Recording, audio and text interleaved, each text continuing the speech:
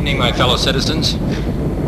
This government, as promised, has maintained the closest surveillance of the Soviet military buildup on the island of Cuba.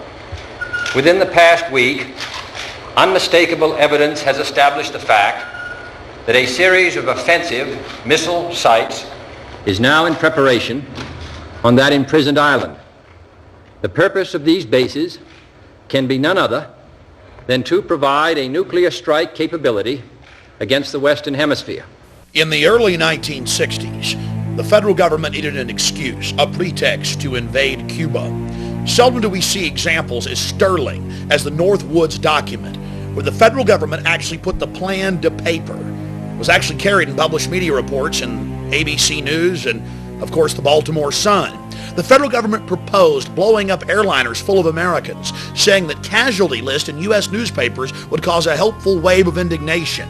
The mad general, the architect of this plan, was General L.L. Lemonster, Chairman, Joint Chiefs of Staff. He got approval for his Faustian plan all the way up to the Secretary of Defense. President Kennedy was not amused. In the plan, they elaborated on how they could bomb Washington, D.C. and blame it on Cuba.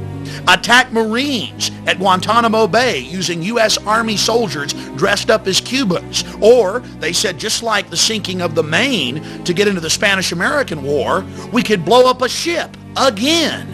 Here they are admitting the problem-reaction-solution system and how effective it is to motivate the American people to get them behind a war, a nuclear war with Cuba and the Soviet Union.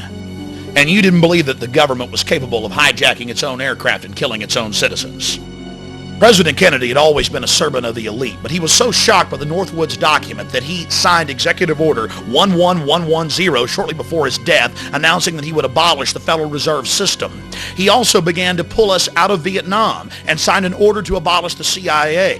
It was at that point that he was assassinated. You see, he had decided to be a leader of the people, to defend their interest, and the New World Order couldn't allow that to happen.